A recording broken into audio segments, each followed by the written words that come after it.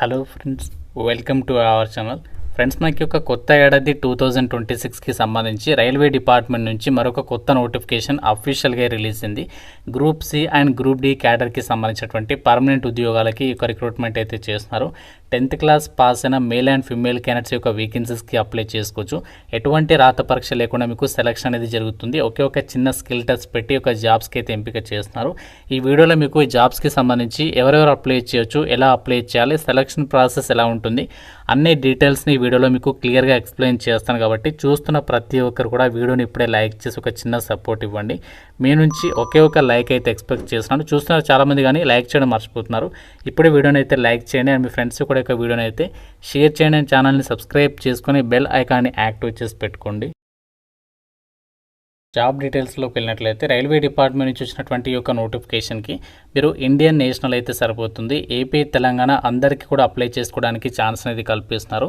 మనకి open competition విధానంలో recruitment చేసే విధంగా ఈ నోటిఫికేషన్ అయితే రిలీజ్ అయింది. మీరు కూడా నోటిఫికేషన్ రిలీజ్ అయినటువంటి డేట్ని అయితే చెక్ చేసుకోవచ్చు. ఆన్లైన్ అప్లికేషన్ వచ్చేసి మనకి జనవరి 10th నుంచి అయితే స్టార్ట్ అవుతుంది. సో లాస్ట్ డేట్ ఎప్పటి వరకు అంటే ఫిబ్రవరి 9th వరకు కూడా మీరు ఆన్లైన్ విధానంలో అప్లై అయితే చేసుకోవచ్చు.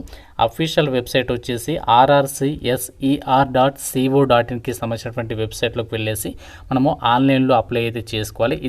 ఇదే వీడియోలో మీకు ఆ యొక్క అప్లికేషన్ ప్రాసెస్కి సంబంధించి చూపిస్తాను, ఎక్కడి నుంచి అప్లై చేయాలి ఏంటి అనేది. అయితే నోటిఫికేషన్ ద్వారా భర్తీ చేసినటువంటి ఉద్యోగాలకి సంబంధించినటువంటి డీటెయిల్స్ కనుక చూసినట్లయితే మనకి ఇక్కడ ఈ నోటిఫికేషన్ ద్వారా గ్రూప్ సి క్యాడర్కి సంబంధించి అండ్ అలాగే గ్రూప్ డి క్యాడర్కి సంబంధించినటువంటి లెవెల్ 1 ఉద్యోగాలను అయితే రిక్రూట్మెంట్ అనేది చేస్తున్నారు. అండ్ ఈ యొక్క వేకెన్సీస్కి సెలెక్ట్ అయిన వాళ్ళకి ఎంత సాలరీస్ ఉంటాయంటే, గ్రూప్ డి అంటే మనకి 10th క్లాస్ అర్హతతో అప్లై చేసేటువంటి లెవెల్ 1 ఉద్యోగాలు అనమాట. ఇక్కడ ఈ యొక్క వేకెన్సీస్కి 33 పోస్ట్ అనేవి కేటాయించారు. ఈ జాబ్స్కి సంబంధించి క్వాలిఫికేషన్ ఏంటి అంటే 10th క్లాస్ అనేది పాస్ అయితే సరిపోతుంది. అండ్ ఈ యొక్క వేకెన్సీస్కి అప్లికేషన్ చేసుకోవడానికి కూడా ఎటువంటి ఎక్స్పీరియన్స్ అవసరం లేదు. లెవెల్ 1 ప్రకారం అన్ని అలవెన్సెస్ కలుపుకుంటే అప్ టు 35,000 వరకు సాలరీ వస్తుంది.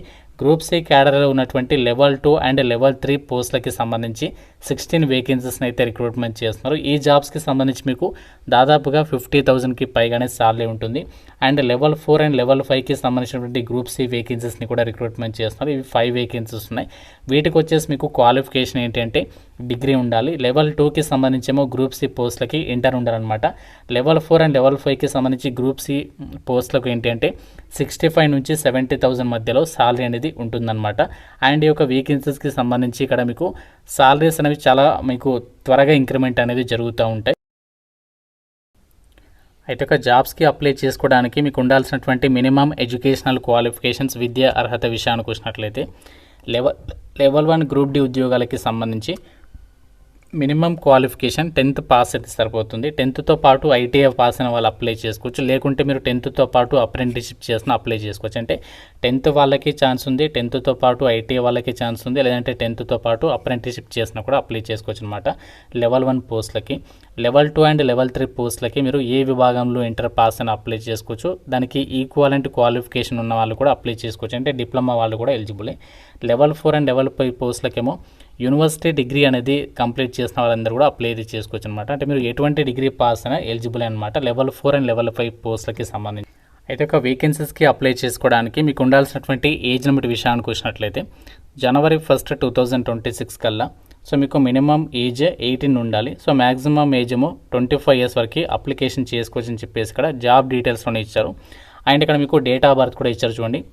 సో మనకి జనవరి 2nd 2001 నుంచి జనవరి 1st 2008 లోపు జన్మించినటువంటి మేల్ అండ్ ఫిమేల్ క్యాండిడేట్స్ యొక్క వేకెన్సీస్కి అప్లికేషన్ అది చేసుకోవచ్చు అనమాట. అయితే ఇక్కడ SC ST OBC క్యాండిడేట్స్కి మీకు there is no age relaxation అని చెప్పేసి మెన్షన్ చేస్తున్నారు. అంటే మనకి మిగతా నోటిఫికేషన్స్ లాగా +3 years +5 years అనేది ఉండదన్నమాట. ఇదే మనకి ఏజ్ లిమిట్ అనమాట. ఈ యొక్క ఏజ్ లిమిట్ లోపు మీకు ఉంటే ఎలిజిబుల్. అయితే ఒక జాబ్స్కి అప్లై చేయడానికి మీరు అప్లికేషన్ ఫీజు అనేది పే చేయాలి. ఎవరెంత పే చేయాలి అంటే జనరల్ ఓబీసీ వాళ్ళైతే 500, SC ST ex servicemen, PWD, women candidates, minority అభ్యర్థులు అయితే 250 రూపీస్ ఆఫ్ ఎగ్జామినేషన్ ఫీజు అనేది మీరు ఆన్లైన్లో అయితే పే చేయాల్సి ఉంటుందన్నమాట. మరి యొక్క వేకెన్సీస్కి సెలక్షన్ అనేది ఏ విధంగా ఉంటుందంటే ఆల్రెడీ మీకు చెప్పాను కదా స్టార్టింగ్లో ఎటువంటి రిటర్న్ ఎగ్జామినేషన్ అనేది ఏమీ కండక్ట్ చేయరు అని చెప్పేసి. మరి సెలక్షన్ అనేది ఎలా చేస్తారంటే ఇక్కడ నోటిఫికేషన్లో ఇచ్చారు చూడండి. Selection will be based upon performance in sports trials followed by certificate అని చెప్పేసి చెప్తున్నారు. సర్టిఫికేట్ వెరిఫికేషన్ అంటే మీ ఇక్కడ స్పోర్ట్స్ ట్రయల్ టెస్ట్ అనేది పెడతారు. దాని తర్వాత డైరెక్ట్గా డాక్యుమెంట్ వెరిఫికేషన్ చేసేసి ఈ జాబ్స్కి అయితే ఎంపిక చేస్తారనమాట. ఎటువంటి ఇంటర్వ్యూ ఉండదు, ఎటువంటి మీకు రిటర్న్ ఎగ్జామినేషన్ అనేది ఏమీ కూడా కండక్ట్ చేయరనమాట. ఆ స్కిల్ టెస్ట్ ఎప్పుడు పెడతారు ఏంటి అనేది మీకు ఫర్దర్గా వాళ్ళు అప్డేట్ అనేది ఇస్తారు ఎలిజిబుల్ క్యాండిడేట్స్కి. అండ్ ఇక్కడ మీకు షార్ట్ లిస్టింగ్ ప్రాసెస్ అనేది ఎలా ఉంటుందో కూడా ఇక్కడ ఇచ్చారు చూడండి. మీకున్నటువంటి స్పోర్ట్స్కి సంబంధించి అచీవ్మెంట్ సర్టిఫికేట్ని బేస్ చేసుకుని దానికి మ్యాక్సిమం 50 మార్క్స్ అనేవి వెయిటేజీ తీస్తారు. అలాగే గేమ్ స్కిల్స్కి సంబంధించి physical fitness and coach observation during trial test, so అన్నీ కూడా పరిగణలోకి తీసుకుని మీకు మ్యాక్సిమం వచ్చేసి 40 మార్క్స్ అనమాట. ఇందులో మీరు మినిమం 25 మార్క్స్ తెచ్చుకుంటే క్వాలిఫై అయిపోతారు. అండ్ క్వాలిఫికేషన్ మీకు ఉన్నటువంటి క్వాలిఫికేషన్కి 10 మార్క్స్ అనేవి కేటాయిస్తారు. టోటల్గా మీకు 100 మార్కులకైతే ఈ యొక్క జాబ్స్కి సంబంధించి సెలక్షన్ అనేది ఉంటుంది. ఎటువంటి రిటర్న్ ఎగ్జామినేషన్ అది ఉండదు. మీకు ఉన్నటువంటి క్వాలిఫికేషన్కి సంబంధించి అండ్ ఉన్నటువంటి మీకు స్పోర్ట్స్కి సంబంధించినటువంటి అచీవ్మెంట్స్ని బేస్ చేసుకుని డైరెక్ట్గా ఈ యొక్క వేకెన్సీస్కి అయితే అభ్యర్థులను అయితే షార్ట్ లిస్ట్ అనేది చేస్తారనమాట. ఎటువంటి రిటర్న్ ఎగ్జామినేషన్ అనేది ఏమీ కూడా కండక్ట్ చేయరు. అయితే ఒక వేకెన్సీస్కి సంబంధించి ఎవరైతే అప్లై చేయాలనుకుంటున్నారో మీకు ఏ స్పోర్ట్స్ విభాగాల్లో క్వాలిఫికేషన్ ఉండాలి, దానికి సంబంధించి మనకి ఏమేమి స్పోర్ట్స్ ఈవెంట్స్ ఉన్నాయి ఆ డీటెయిల్స్ని కూడా ఇక్కడ నోటిఫికేషన్లో ఇచ్చాను, క్లియర్గా అయితే చూడండి. సో టోటల్గా మనకి ఎన్ని స్పోర్ట్స్ గేమ్స్కి సంబంధించి రిక్రూట్మెంట్ జరుగుతుందంటే టోటల్గా వచ్చేసి మనకి 17 స్పోర్ట్స్కి సంబంధించినటువంటి ఇక్కడ గేమ్స్ లిస్ట్ అనేది ఇచ్చారు.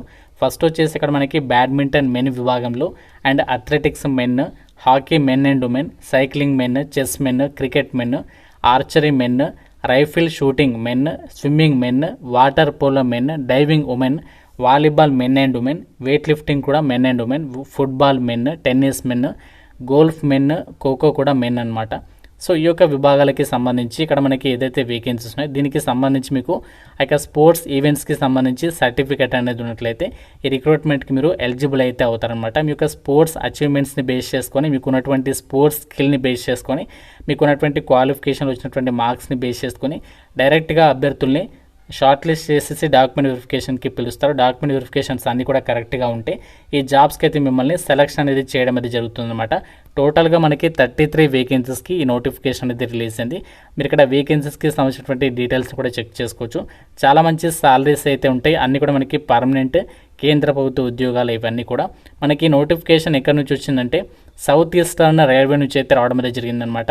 ఆల్ ఇండియన్ సిటిజన్స్ అందరూ కూడా అప్లై అయితే చేసుకోవచ్చు. ఇక్కడ నోటిఫికేషన్లో కూడా వాళ్ళే మెన్షన్ చేయడం అనేది జరిగింది.